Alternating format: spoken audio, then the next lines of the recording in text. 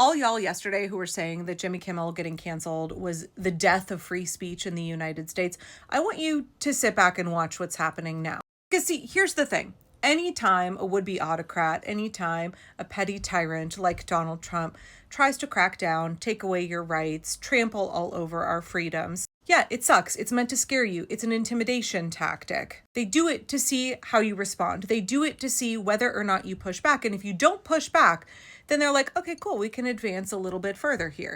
Every time they try shit like this, it creates space for something called the backlash effect. It creates space for people to be like, oh, hell no, absolutely not. We are not standing for this. And that is what we've seen in the last 24 hours on so many different levels. Walt Disney, they are freaking the fuck out. They did not anticipate the scale of the public outcry, the way that is hurting their bottom line, and also all kinds of other public figures who are speaking up and speaking out about Jimmy Kimmel getting canceled. Y'all understand. I know I said this in a video yesterday, but you understand the reason that this is happening is not because like Donald Trump is taking away your free speech rights. This is happening because Disney thought it would profit them. They thought that if they did what Donald Trump wanted, if they catered to his fragile ego, then the FCC would change some rules. They would give them some special, I don't want to say dispensation, but they would allow this Nexstar merger to go through. They were like, okay, quid pro quo, we will cancel Jimmy Kimmel because this is a thing that Donald Trump wants to use to chill dissent, but y'all are going to let us have our way. You're going to let us expand our business empire.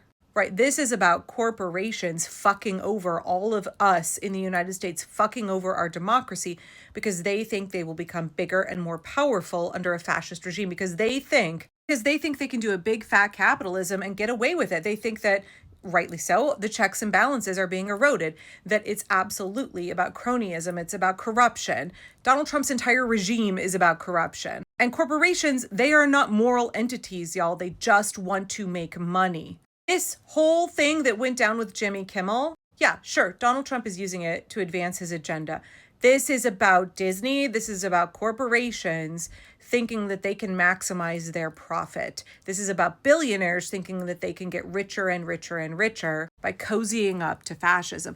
This is about Disney selling you out. And they thought they were going to get away with it because really, again, this is about the chilling of dissent. They want you to be afraid to react. They think that they're going to do whatever they're going to do and you're going to be too scared to do anything about it, that you're just going to cower in your home and you're going to let them trample on your rights and they will get their big fat merger and Donald Trump will expand his authoritarian plans in the United States and the super rich will get richer and richer. They did not anticipate the backlash effect. We're seeing reports all over the place today that Disney is freaking the fuck out. Indivisible and other grassroots organizations are calling for a boycott of Disney products. Cancel your Disney Plus, cancel your Hulu, cancel your membership to Disney theme parks. We're not fucking buying a single goddamn thing from Walt Disney Corporation. If they want to be collaborators with fascism, if they want to betray American democracy, we're not fucking buying a single damn thing of theirs. We're not watching any of their shows. We're not subscribing to their services. We're calling and saying, I want a refund on my Disney Plus, and here's why, you fascist motherfuckers. Disney didn't think that was going to happen, and the executives there are having a real hard time today because they are really worried about their bottom line.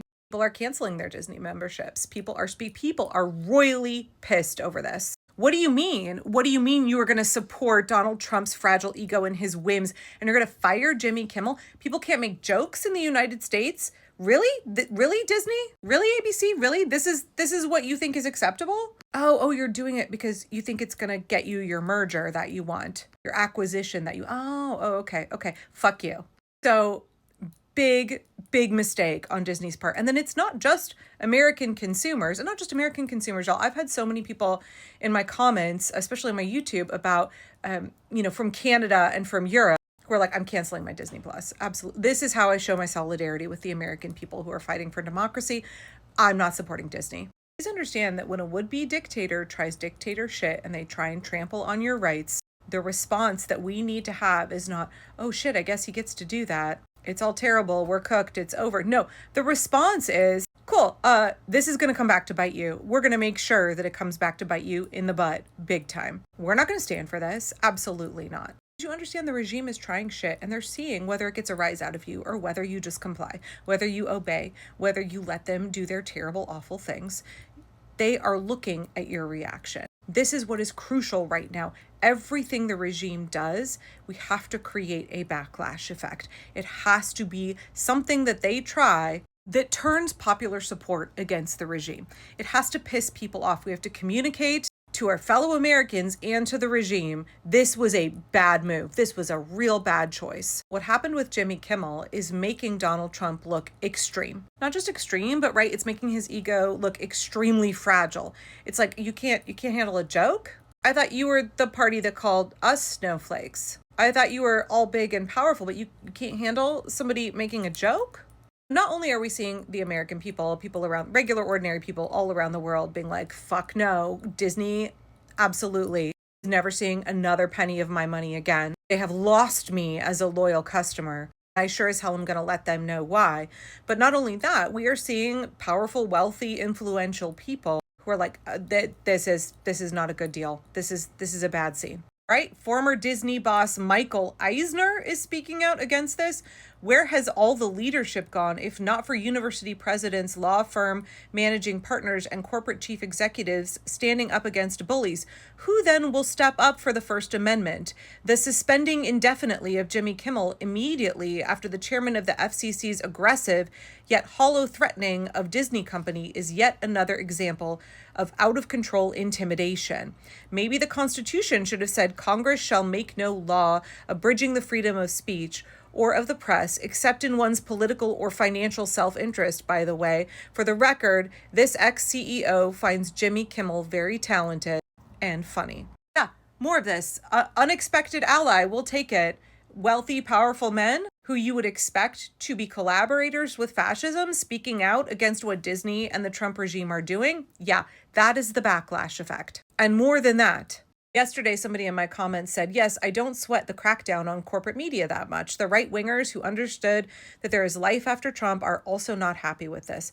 Also, you have centrist rich guys like Scott Galloway talking about economic resistance. The regime is pissing off too many people. Seeing conservative podcasters and pundits expressing concern about the attempt to quash free speech. Right? Aren't y'all all the ones who decried cancel culture while we defended Charlie Kirk's right to say horribly offensive, hateful things? Is this really what you want in the United States of America? The president silencing people, getting people fired because he got his fifis hurt. And now we're seeing a number of celebrities today who are also speaking out. Of course, Pedro Pascal is on the right side of history here. Tatiana Maslany and Mark Ruffalo encouraging people to cancel their Disney Plus and Hulu. These are people who profit off of Disney. These are Marvel actors saying, fuck this shit. Right? Pedro said, standing with you, Jimmy Kimmel Live, defend free speech and defend democracy. Film and TV writers, and again, Michael Eisner blast Disney for benching Jimmy Kimmel. We are witnessing the backlash effect from regular Americans, from celebrities, from billionaires, former CEOs. Donald Trump can try nasty, awful, illegal shit.